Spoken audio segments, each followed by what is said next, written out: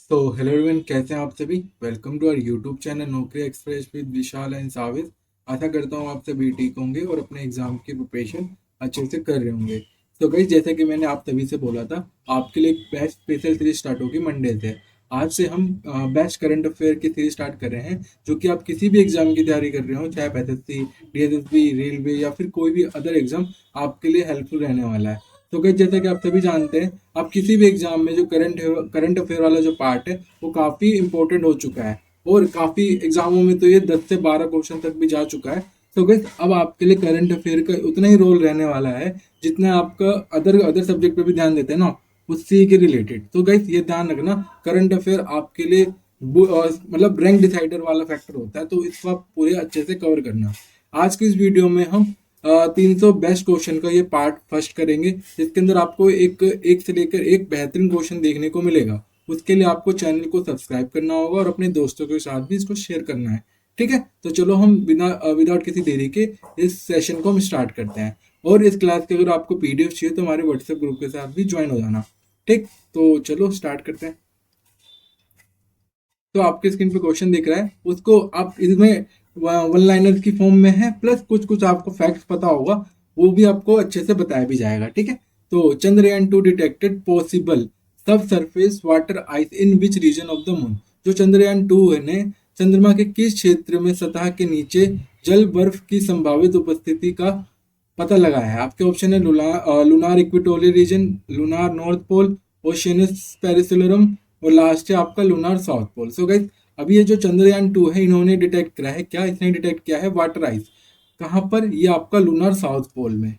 ठीक है, अब आप ये बताओ, ये जो चंद्रयान 2 है, इसको किसके द्वारा लॉन्च किया गया था, किसके द्वारा इसे लॉन्च किया गया था, और ये कब किया गया था। सो गाइस, इसे लॉन्च करने वाली जो एजेंसी है अपनी, इसरो है, इंडियन स्पेस रिसर्च ऑर्गेनाइजेशन, जिसकी स्थापना कब हुई थी, ये आपकी 15 अगस्त 1969 में हुई थी, जिसका हेडक्वार्टर आपको कहाँ देखने को मिलेगा, बेंगलुरु में। बेंगलुरु मतलब कर्नाटका, कर्नाटका। ठीक है, और जो ये चंद्रयान 2 है, इसको लॉन्च कब किया गया था, तो आप क्या बताओगे। ये जो चंद्रयान 2 है आपका 21 जुलाई 2019 में की गई थी। ठीक है, ये चीज आपको ध्यान रखनी है। नेक्स्ट बढ़ते हैं।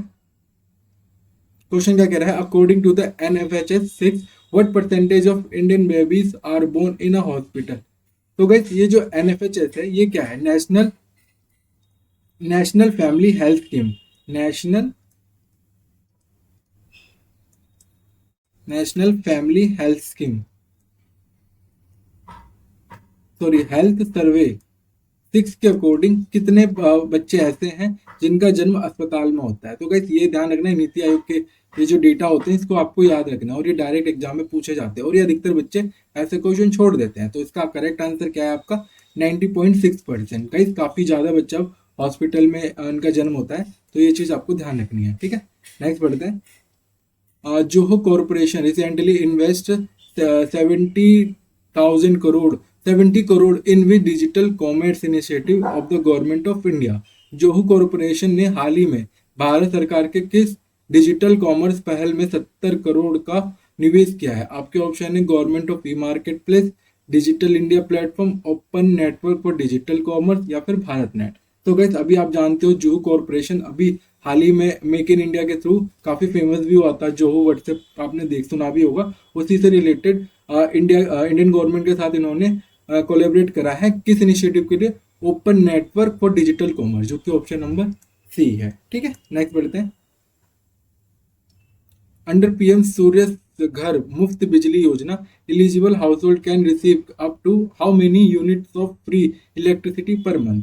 पीएम सूर्य घर मुफ्त बिजली योजना के तहत पात्र परिवारों को प्रति माह अधिकतम कितनी यूनिट मुफ्त बिजली मिल सकती है। आपके ऑप्शन है 100 यूनिट, 200 यूनिट, 300 यूनिट, या फिर 400 यूनिट।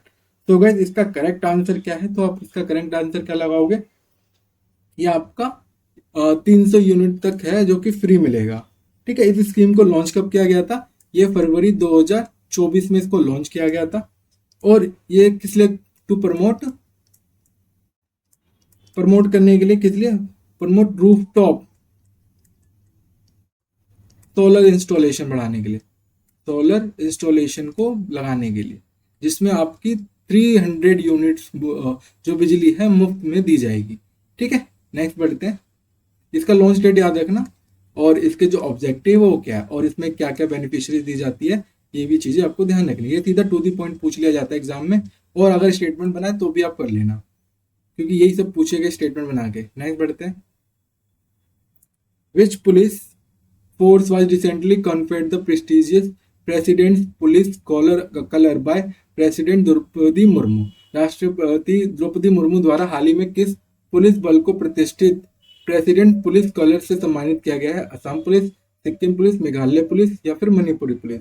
तो गाइस काफी अच्छा क्वेश्चन है, और ये पुलिस कलर जो ये वाले क्वेश्चन होते हैं ना, ये आपके जो लास्ट जितने भी एग्जाम है ये हर एक सीट में आपको देखने को मिला है। इस बार भी ये पुलिस स्कॉलर अवार्ड मिला है जो कि प्रेजेंट किया गया है प्रेसिडेंट द्रौपदी मुर्मू के द्वारा। वो कौन से स्टेट को क्या, कौन से स्टेट के पुलिस को किया गया है? तो इसका करेक्ट आंसर क्या है आपका?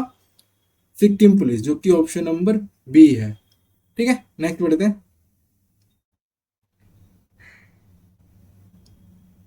By which year does India aim to achieve 100 million tons of coal gasification capacity? Bharat 100 million tonne कोयला गैसीकरण क्षमता हासिल करने का लक्ष्य किस वर्ष तक रखता है? आपके ऑप्शन है 2027, 28, 30 या फिर 32। तो इसका करेक्ट आंसर क्या है आपका? जो हमने अचीव करना है कितना? 100 million ton of coal gasification capacity. So कब तक करना है? ये 2030 तक, ये एम है under the PM make in India. ठीक है, नेक्स्ट बढ़ते हैं। The joint German Dutch command centre 1GNC which will set up tactical headquarter in the Baltics is currently headquarter in which city? Baltic में सामरिक मुख्यालय स्थापित करने वाले संयुक्त जर्मन डच कमांडर सेंटर वर्तमान में किस शहर में मुख्यालय रखता है? तो गाइस काफी अच्छा क्वेश्चन है।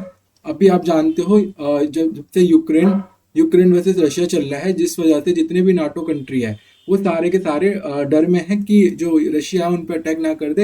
इन्हीं के मद्देनजर रखते हुए ये जो जर्मन और डच कमांड है, ये आपका एक ज्वाइंट इनिशिएटिव है जिसके अंदर 50,000 ट्रूप्स को लेकर एक जगह पर इन्हें भेजा जा रहा है जिसका नाम है 1GNC कॉर्पोरेशन। और ये इसका जो हेड क्वार्टर है, टेक्टिकल हेड क्वार्टर बनाया गया है, वो कहाँ पर आपका मुनेस्टर में बनाया गया है।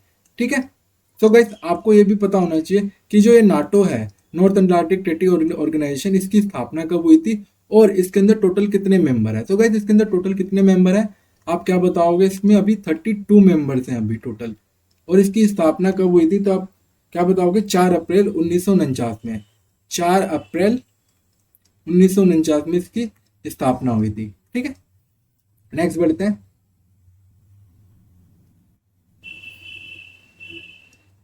Who has become the second chess player from the Karnataka to achieve the Women's International Master title? So guys, आप मेंस के बारे में तो अधिकतर पूछा ही जाता है, बट वुमेन ने भी जीता है तो उनके बारे में भी आपको पढ़ना चाहिए। तो कर्नाटका की जो दूसरी शतरंज महिला खिलाड़ी कौन बनी है जिन्हें वुमेन्स इंटरनेशनल मास्टर का खिताब हासिल किया है? आपके ऑप्शन है कुनेरू हम्पू, हरिका ड्रोनावली, ईशा शर्मा और लास्ट है आपका स्वरा लक्ष्मी नारायण। सो गाइस ये कहाँ से बिलोंग करती है? तो आप क्या बताओगे? बेंगलुरु से ही बिलोंग करती है, जो कि ऑप्शन नंबर डी है, स्वरा लक्ष्मी नारायण। ठीक है, नेक्स्ट बढ़ते हैं। मैं वही चीज बताऊंगा जो आपके एग्जाम पॉइंट ऑफ व्यू से इंपॉर्टेंट है, बाकी आप एक्स्ट्रा तो कुछ भी कर लो, कोई दिक्कत नहीं है, बट हमें मेनली एग्जाम फोकस ओरिएंटेड रहना है, तो हम एग्जाम ओरिएंटेड ही रहेंगे। फिर क्वेश्चन क्या कह रहा है? At which event did Sumit Antil break his on record world record in the men's javelin throw F64 category? Sumit Antil ने पुरुष भाला फेंक F64 वर्गमाला में विश्व रिकॉर्ड की रिकॉर्ड किस प्रतियोगिता में तोड़ा? तो गाइस आप नीरज चोपड़ा के बारे में तो काफी सुनते हैं, आपको जेवलिन थ्रो के जो अदर स्पोर्ट्स पर्सन है उनके बारे में भी आपको ध्यान रखना है, क्योंकि जेवलिन थ्रो से आप क्वेश्चन एग्जाम में बनते हैं, तो उनसे रिलेटेड ये चीज है। At which event Sumit until जो है अपना ही रिकॉर्ड तोड़ा है, कौन सी स्पोर्ट्स कैटेगरी, मतलब कौन से चैंपियनशिप के अंदर? तो गाइस आपके ऑप्शन है Asian para games 2022, world para athletic championship, Paralympic games या फिर 8th Indian open international para athletic championship. So guys कहाँ पर करा इन्होंने? 8th Indian open international para athletic championship में इन्होंने अपना जो पहला रिकॉर्ड था इनका कितना था? इन्होंने पहले 73 पॉइंट कितना भेजा था? 73 पॉइंट 29 के आसपास आई थिंक कितना इन्होंने थ्रो करा था। अभी इसी को ही रिकॉर्ड को तोड़ा है। कितना अभी इन्होंने टोटल कितना भेजा है, 74.8 मीटर तक फेंका है। तो इस चीज को भी आपको ध्यान रखना है। ठीक है, नेक्स्ट बढ़ते हैं।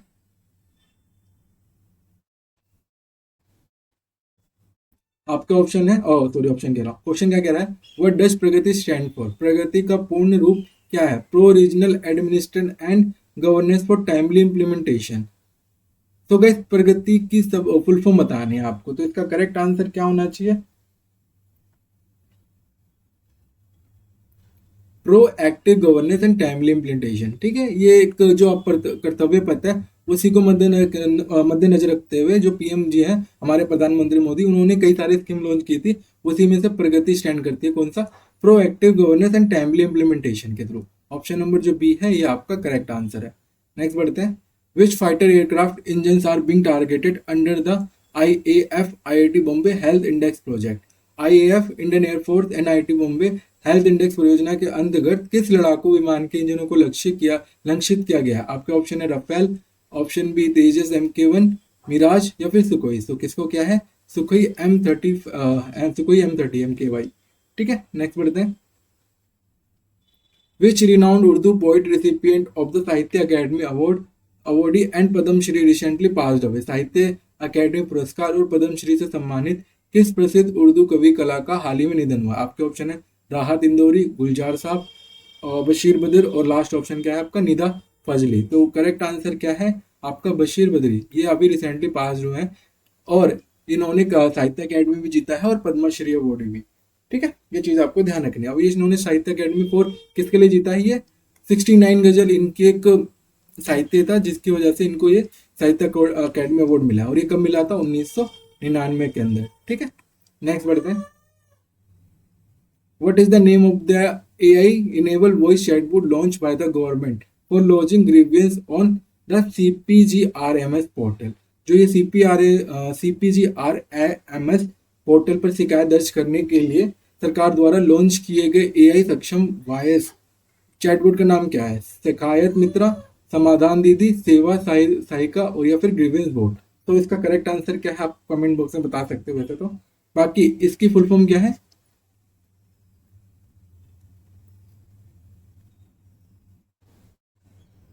इसकी फुल फॉर्म क्या है?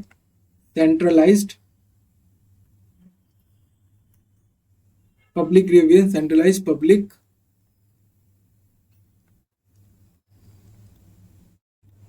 grievances and redress and monitoring system and monitoring। इतना ही चीज आपको ध्यान रखने की वैसे तो जरूरत नहीं है, पर फिर भी आप ध्यान रखना। Centralised public grievance and redress and monitoring system इसकी फुल फॉर्म है। इसी में आपका एक AI चैटबॉट को लॉन्च किया है। किसके द्वारा? इसके यूनियन मिनिस्टर, DOPT मिनिस्टर कौन है? अपने जितेंद्र सिंह, इनके द्वारा इसे लॉन्च किया गया है। और इस what is the name of AI enable voice chatbot? तो इस चैटबॉट का जो नाम रखा गया है वो समाधान दीदी रखा गया है, जो कि ऑप्शन नंबर बी है। ठीक है, और इसका मिनिस्टर आपको ध्यान रखना है जितेंद्र सिंह। कौन है? Union minister of state of personal and public grievance portal के लिए मिनिस्टर है। ठीक है, नेक्स्ट बढ़ते हैं। Under which government of India initiative was India's first sky cast system launched at the IGI airport new Delhi? नई दिल्ली के IGI एयरपोर्ट पर भारत का पहला स्काई कास्ट सिस्टम भारत सरकार के किस पहल के अंतर्गत लॉन्च किया गया है? आपके ऑप्शन है मिशन शक्ति, मिशन मौसम, डिजिटल इंडिया मिशन या फिर गति शक्ति मिशन। तो गाइस जो ये स्काई कास्ट सिस्टम है ये भारत का पहला वेदर मॉनिटरिंग सिस्टम है। वेदर मॉनिटरिंग सिस्टम है जिसको अभी सेटअप किया गया है। कहाँ पर? ये आपका IGI एयरपोर्ट जो कि न्यू दिल्ली में है। और ये किस मिशन के अंतर्गत है? ये मिशन मौसम के अंतर्गत। ठीक है, नेक्स्ट बढ़ते हैं।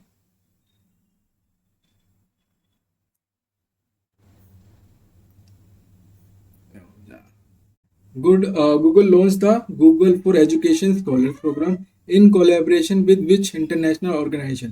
गूगल ने गूगल फॉर एजुकेशन स्कॉलर्स कार्यक्रम किस अंतरराष्ट्रीय संगठन के सहयोग से शुरू किया है? आपके ऑप्शन है यूनिसेफ, यूनेस्को, वर्ल्ड बैंक और लास्ट ऑप्शन है आपका UNDP। सो गाइस इसका करेक्ट आंसर क्या है?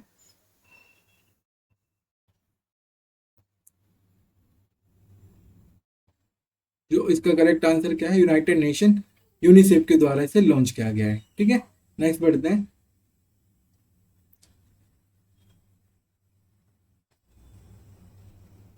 According to the Niti Aayog report, what is the estimate cumulative investment required over the next decade to build a competitive semiconductor ecosystem? NITI Aayog के report के अनुसार भारत में प्रतिस्पर्धा सेमीकंडक्टर इकोसिस्टम बनाने के लिए अगले दशक में अनुमानित कितने संचयी निवेश की आवश्यकता है? आपका ऑप्शन है 500 से 100 बिलियन, 100 से 200 बिलियन, 135 से 180 बिलियन, और लास्ट ऑप्शन क्या है आपका 200 से 250 बिलियन। तो इसका करेक्ट आंसर क्या है? तो गाइस जितने भी नीति आयोग की रिपोर्ट होते हैं ना, आपको इसका ध्यान रखना है। आखिर वो की जो जो रिपोर्ट में आंकड़े देता है ना, डेटा वगैरह, तो उस चीज को आपको ध्यान रखना है। तो इसका करेक्ट आंसर क्या है? 135 से 180 बिलियन। ठीक है, नेक्स्ट बढ़ते हैं। The open air naval museum Nausena Shaurya Vatika has been recently inaugurated in which city? हाल ही में ओपन एयर नौसेना संग्रहालय नौसेना शौर्य वाटिका का उद्घाटन किस शहर में किया गया? और ये आपको एग्जाम में देखने को मिलेगा। ये जो नौसेना शौर्य वाटिका है, ये किसके द्वारा लॉन्च किया गया है? ये डिफेंस मिनिस्टर राजनाथ सिंह और जो यूपी के सीएम है योगी आदित्यनाथ, उनके द्वारा इसे लॉन्च किया गया है। तो गैस ये कहाँ पर किया गया है? ये लखनऊ के अंदर, जो कि ऑप्शन नंबर बी है। नेक्स्ट बढ़ते हैं। Who has been assumed the charge as the 48th Vice Chief of Air Naval Staff of India? Bharat के जो 48वें vice chief of the naval staff के रूप में किसने पदभार ग्रहण किया? आपके ऑप्शन है vice admiral Dinesh K Tripathi, vice admiral Sanjay Vatsayan, vice admiral Ajay Kushar, और लास्ट ऑप्शन क्या है? Vice admiral Krishna Swaminathan. तो इसका करेक्ट आंसर क्या है? वाइस एडमायरल अजय कुशर के द्वारा इस पोस्ट को लिया गया है। ठीक है, नेक्स्ट बढ़ते हैं। Which cricketer broke the Chris Gayle record for the most sixes in a single IPL session during IPL 2026? IPL 2026 में एक सीजन में सबसे अधिक छक्के का क्रिस गेल का रिकॉर्ड किस क्रिकेटर ने तोड़ा? आपके ऑप्शन है यशस्वी जायसवाल, ऋषभ पंत, आंद्रे रसेल और वैभव सूर्यवंशी। तो गाइस ये वाला क्वेश्चन तो सबको पता ही होगा। ये कौन है? वैभव सूर्यवंशी। ये मात्र 15 साल के हैं और इन्होंने टोटल 72 सिक्सेस लगाया है। कौन से आईपीएल में? 19th addition of IPL. ये जो 19वां सेशन था जिसको अभी आरसीबी ने जीता है, उसके अंदर इन्होंने 72 सिक्सेस लगाया और ये इन्होंने काफी अवार्ड भी जीता है। इन्होंने ऑरेंज कैप भी जीता है। Orange cap, most emerging player, most valuable player, सब इन्हीं को मिला हुआ है। ठीक है, नेक्स्ट बढ़ते हैं। Who has been given the additional charge of Secretary, Department of Defense Research and Development and Chairman of DRDO? तो रक्षा अनुसंधान एवं विकास, department of defence research and development के सचिव और डीआरडीओ के अध्यक्ष का अतिरिक्त प्रभार किसको सौंपा गया है? सो गाइस किसको सौंपा गया है? आपके ऑप्शन है डॉक्टर समीर वी कामत, गिरिधर अरमाने, अजेश कुमार या संजय मित्रा, अच्छा, और राजेश कुमार सिंह। तो किसको दिया गया है? ये राजेश कुमार सिंह को, जो कि डिफेंस सेक्रेटरी भी हैं। ये डिफेंस सेक्रेटरी हैं, प्लस इनको एडिशनल चार्ज भी दिया गया है किसका? डीआरडीओ के अध्यक्ष के लिए। और इससे पहले कौन थे? अपने डॉक्टर समीर वी कामत जी भी थे। ठीक है, ये भी चीज आपको ध्यान रखनी है। नेक्स्ट बढ़ते हैं। The Uri stage second hydro project will add how much generation capacity to Jammu Kashmir?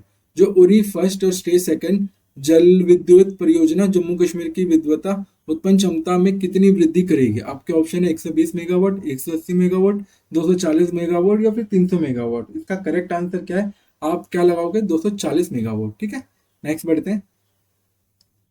Which port ranked first in the container cargo category in the logistic port performance index fiscal year 2024 to 25? Logistic port performance index container 2024-25 में container cargo श्रेणी में कौन सा बंदरगाह प्रथम स्थान पर रहा? तो गाइस ये आपको याद रखना है, ये इंडेक्स किसके द्वारा लॉन्च किया गया है? ये union minister of port shipping and waterways के द्वारा। कौन है अभी ये मिनिस्टर? आपके सरबंदा सोनेवाल जी हैं। इनके द्वारा ये परफॉर्मेंस इंडेक्स को लॉन्च किया गया है। तो कौन से पोर्ट को मिला है? आइए, आपका करेक्ट आंसर क्या है? मुंद्रा पोर्ट। ठीक है, नेक्स्ट बढ़ते हैं।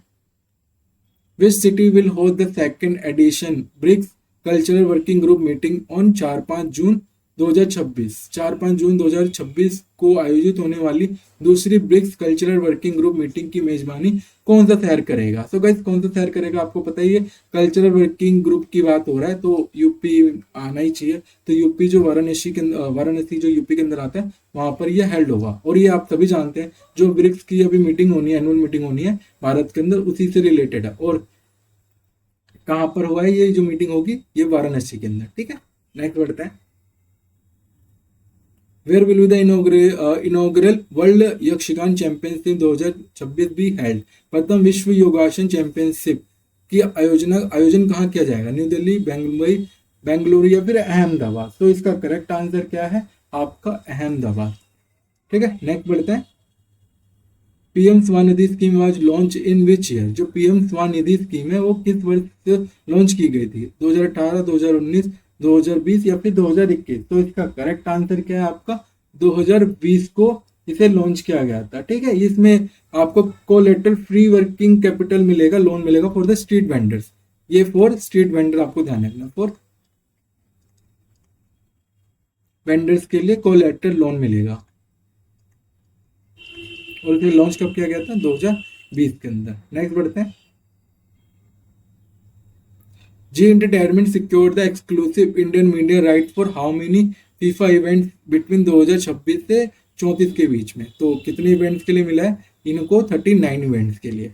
ठीक है, फॉर द 26 से 8 साल के लिए मिला है, फॉर 8 ईयर्स। नेक्स्ट बढ़ते हैं। What is the theme of the world hunger day 2026? विश्व भूख दिवस 2026 की थीम क्या थी? End hunger together, food security for all, nursing of the world, zero hunger for future, the end of the hunger is in our hands? तो इसका correct answer क्या है? Option number B. और ये कब मनाया जाता है वर्ल्ड हंगर डे? ये आपका 28 मई के अंदर मनाया जाता है। और इसकी जो थीम है the end of hunger is in our hands. Next बढ़ते हैं। Which state has been officially declared the host of the 29th National Game 2027? 39वें राष्ट्रीय खेल 2027 की आधिकारिक मेजबानी किस राज्य को सौंपी गई है? असम, नागालैंड, मणिपुर, सिक्किम या फिर मेघालय? तो कहाँ पर होगा? ऑप्शन नंबर जो बी है मेघालय, ये यहाँ पर होगा। नेक्स्ट बढ़ते हैं। Who has been assumed charge the 20th commander in chief of the Andaman and Nicobar command? Andaman and Nicobar command के जो 20वें कमांडर इन चीफ के रूप में किसने कार्यभार ग्रहण किया? आपका ऑप्शन है vice admiral Vineet McCarty, vice admiral Dinesh Tripathi, vice admiral Ajay Guchar और एयर मार्शल आशुतोष दीक्षित। तो वैसे इसका करेक्ट आंसर क्या है? विजय एडमिरल विनीत मिकाटी। और इसका जो हेडक्वार्टर होगा वो कहां पर होगा? श्री विजयपुरम के अंदर, श्री विजयपुरम के अंदर। ठीक है, नेक्स्ट बढ़ते हैं।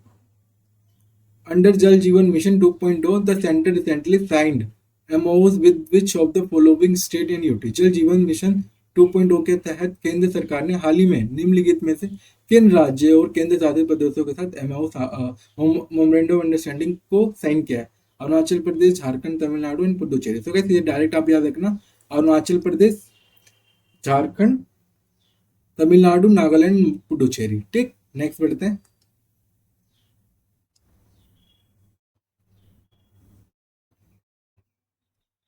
Which team became the third franchise in IPL history to win back-to-back IPL title for after winning IPL 2026?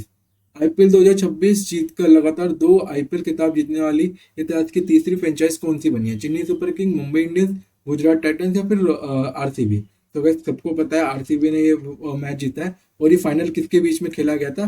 तो गुजरात टाइटन के साथ खेला गया था। ठीक है, और इन्होंने फाइनल 5 विकेट से जीता। और इसके अंदर काफी इंपॉर्टेंट फैक्ट्स भी हैं, तो आपको याद रखना है। सबसे पहले आपको याद रखना ऑरेंज कैप किसको मिला है? ऑरेंज कैप किसको मिला है? ये फॉर द मोस्ट जो सबसे ज्यादा रन बनाता है उनको मिलता है। और आपको याद रखना है पर्पल कैप। पर्पल कैप किसको मिला है? तो क्या बताओगे? जो ऑरेंज कैप है ये आप किसको मिला है? ये ऑरेंज कैप वैभव सूर्यवंशी को, वैभव सूर्यवंशी को मिला है। इन्होंने कितने रन बनाया था? 722 रन। ठीक है, इनको और इन्होंने मोस्ट सिक्सेस अवार्ड भी जीता है। और इन्होंने क्रिस गेल का भी रिकॉर्ड तोड़ा है। ठीक है, और ये emerging player of the event भी बने और मोस्ट वैल्यूएबल प्लेयर भी। पर्पल कैप किसके द्वारा जीता है? कगिसो रबाडा के द्वारा। Kagiso Rabada. इन्होंने टोटल 72 कह रहा हूँ, इन्होंने 39 विकेट्स लिए हैं। 39 विकेट, सॉरी 29 विकेट्स लिए हैं।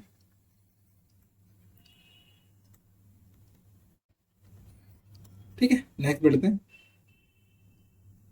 मिशन सिनोजोरी recently launched by the Ministry of DONR is related to which traditional product of Assam?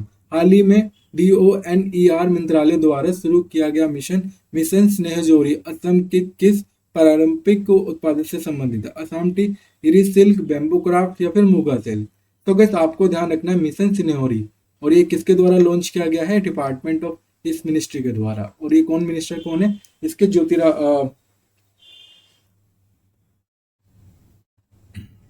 ये फुल फॉर्म क्या है इसकी? Development of north eastern region. क्या है? Ministry of development of north eastern region. कौन है मिनिस्टर? ज्योति आदित्य राय सिंधिया इसके मिनिस्टर है, और जो सीएम है असम के, उनके द्वारा इसको, इस मिशन को लॉन्च किया है, मिशन सिनेजोरी। और ये किसके लिए? वहां के जो मुगा सिल्क है उनको प्रमोट करने के लिए। ठीक है, नेक्स्ट बढ़ते हैं। Question, who recognised as the United Nation food and agriculture organisation soil farmer hero. वैसे इसको आपको ध्यान रखना है, सोइल फार्मर हीरो किसको बनाया गया है? तो आपके ऑप्शन है एम एस स्वामीनाथन, वेल्लुवन देवराजन या फिर रामास्वामी।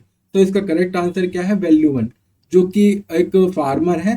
कहाँ के? ये तमिलनाडु के फार्मर हैं, जिन्होंने अपने जमीन पे काफी अच्छा खासा कई सारे एकड़ में अपना फूड एग्रीकल्चर को बढ़ाया है, और इन्होंने 1 एकड़ से लगभग 2.5 लाख रुपए तक का कमाया, जिस वजह से इन्हें ये अवार्ड मिला है सोइल फार्मर हीरो का, जो कि ऑप्शन नंबर बी है। नेक्स्ट बढ़ते हैं। Rudra M second missile recently tested by DRDO and IAF Indian air force is primary design to destroy which of the following. हाल ही में डीआरडीओ और आईएएफ द्वारा प्रशिक्षण की गई रुद्रम मिसाइल मुख्य रूप से किसे नष्ट करने के लिए बनाई गई है? Enemy tank, naval worship, enemy radar, air defence system या फिर सबमरीन। तो कैसे आपको ये ध्यान रखना है, जो ये रुद्रा मिसाइल है ये आपका एयर टू सरफेस मिसाइल है, एयर टू सरफेस मिसाइल है। इसको लॉन्च किया है, कहाँ से लॉन्च किया है? ये सुखोई M22 से इसको लॉन्च किया है। और ये किस लिए यूज होता है? ये एनिमी रडार और एयर डिफेंस को डिस्ट्रॉय करने के लिए, जो कि ऑप्शन नंबर सी है। ठीक है, जिसकी रेंज आपकी कितनी है? इसकी रेंज कितनी है आपको ये भी नोट रखना है। ये इसकी जो रेंज है आपका 300 किलोमीटर तक की है। कहाँ है यार? ये रहा, 300 किलोमीटर तक की इसकी रेंज है। ठीक है, नेक्स्ट बढ़ते हैं। Which country has signed an agreement with India for the export of BrahMos supersonic cruise missile. Bharat ने जो ब्रह्मोस सुपरसोनिक क्रूज मिसाइल के निर्यात के लिए किस देश के साथ समझौता किया है? आपके ऑप्शन है वियतनाम, मलेशिया, इंडोनेशिया या फिर थाईलैंड। सो गाइस इसका करेक्ट आंसर क्या आपका? वियतनाम। ठीक है, नेक्स्ट बढ़ते हैं। India has recently launch cross border UPI payment connectivity with which country. Bharat ने हाल ही में किस देश के साथ सीमा पार यूपीआई भुगतान कनेक्टिविटी शुरू की है? आपके ऑप्शन है वियतनाम, थाईलैंड, कंबोडिया फिर मलेशिया। तो इसका करेक्ट आंसर क्या है आपका? कंबोडिया के साथ ये पेमेंट स्टार्ट किया है भारत से। एनपीसीआई वहाँ की जो बैंक है एप्रोगैप बैंक, उसके साथ इसको लॉन्च किया है। ठीक है, नेक्स्ट बढ़ते हैं। Who has been elected as the president of 21st session of United Nations General Assembly। संयुक्त राष्ट्र महासभा यूएनजीवी 21 सत्र के अध्यक्ष के रूप में किसे निर्वाचित किया गया? Antonio Guterres, S Jaishankar, Anila बेरक या फिर खिलोर रहमान। सो गाइस ये जो बांग्लादेश के एक मेंबर हैं, जो कि कौन है? खिलोर रहमान, इनके द्वारा इस सेशन को लीड किया गया है। ठीक है, नेक्स्ट बढ़ते हैं। Project Udayak of the Border Road Organization is primarily responsible for developing and maintaining strategy road and bridge infrastructure in which region। जो सीमा सड़क संगठन है बीआरओ का प्रोजेक्ट है प्रोजेक्ट उदायक, मुख्य रूप से किस क्षेत्र में सामरिक सड़कों और पुल के विकास एवं रख रखाव के लिए उत्तरदायी है? Western Rajasthan, Ladakh region, eastern Arunachal Pradesh या फिर सिक्किम हिमालय। तो गाइस आपको ध्यान रखना है, जो प्रोजेक्ट उड़ायक है इसको लॉन्च किया है बाय बॉर्डर रोड ऑर्गेनाइजेशन, और इसके अंदर इसको लॉन्च कब किया गया था? प्रोजेक्ट उड़ान को 1 जून 1990 को लॉन्च किया गया था। और ये किस लिए? टू देखना स्ट्रेटेजिक रोड इनिशिएटिव, जितनी भी वहाँ के डेवलपमेंट है, रोड इनिशिएटिव है, उनको ध्यान से रखना। कहाँ पर? ईस्टर्न अरुणाचल प्रदेश के अंदर, जो कि ऑप्शन नंबर सी है। ठीक है, नेक्स्ट बढ़ते हैं। Who has been appointed as the new chairperson of the central board of secondary education? केंद्रीय माध्यमिक शिक्षा बोर्ड के नए अध्यक्ष के रूप में नियुक्त किया है कौन? आपके ऑप्शन है राहुल सिंह, वरुण भारद्वाज, लोखंडे प्रशांत सीतारमन, और लास्ट ऑप्शन है आपका संजय कुमार। तो गाइस काफी एक इंटरेस्टिंग क्वेश्चन है, क्योंकि अभी आप जानते हो कि ministry of education Dharmendra Pradhan जी का इस्तीफा मांगने की बात की गई है। क्यों? क्योंकि जो सीबीएसई है, उन्होंने जो एएसएम का मामला था या फिर और भी अदर एग्जाम जैसे नीट वगैरह एग्जाम, उसकी वजह से उनका इस्तीफा मांगा जा रहा है। तो सबसे बड़ा जो है, जो सेंट्रल बोर्ड सेकेंडरी एजुकेशन है, जो भारत की हाईएस्ट बॉडी है for the exam conducted for the school level. जो स्कूल लेवल में जितने भी एग्जाम कंडक्ट होता है वो सीबीएसई कंडक्ट कराती है। और जो भी एकेडमिक होती है, एकेडमिक सेशन मतलब कोई भी आगे की पढ़ाई करने के लिए जो एग्जाम होते हैं, चाहे आपका नीट हो या फिर जेई हो, वो भी आपका मिनिस्ट्री ऑफ एजुकेशन के अंडर आता है, वो भी सीबीएसई कंडक्ट ही कराती है। ठीक है, तो अभी इसके जो चेयरपर्सन है वो किसको बनाया गया है? तो इसका करेक्ट आंसर क्या है आपका? लोखंडे प्रसाद सीतारामन, जो कि ऑप्शन नंबर सी है। ठीक है, ये सारी चीजें आपको ध्यान रखनी है। और एक चीज और याद रखनी है, जो ये सीबीएसई है, central board of secondary education, इसको स्थापित कब किया गया था? तो आप क्या बताओगे? 1 जुलाई 1962 में इसकी स्थापना हुई थी। बाकी जो भी नहीं है, मैंने आपको इसकी हिस्ट्री बताई हो, थोड़ा थोड़ा याद रखना। और वो आपके लिए इंपॉर्टेंट बिल्कुल भी नहीं है, ये चीज मैं आपको पहले बता दे रहा हूँ। बस ये इंपॉर्टेंट है जो मैंने आपको लिखवा दिया। ठीक है, नेक्स्ट बढ़ते हैं। India's first Doris ground beacon has been established at which institution? Bharat का पहला डोरिस ग्राउंड बीकन किस संस्थान में स्थापित किया गया? IIT Kanpur, IIT Bombay, IIT Delhi या फिर आईआईटी मद्रास? तो इसका करेक्ट आंसर क्या है आपका? आईआईटी कानपुर, जो कि ऑप्शन नंबर ए है। अब ये डोरिस क्या है? डोरिस की फुल फॉर्म लिख लो, क्योंकि ये आपके एग्जाम में पूछा भी गया, और अगर आप मॉक वगैरह देते हो उसके अंदर तो ये काफी फेमस क्वेश्चन है। तो डोरिस की फुल फॉर्म क्या है? Doppler Doppler orbitography and radio posting and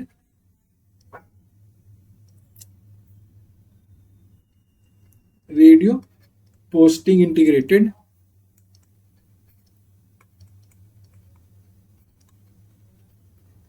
bye satellite.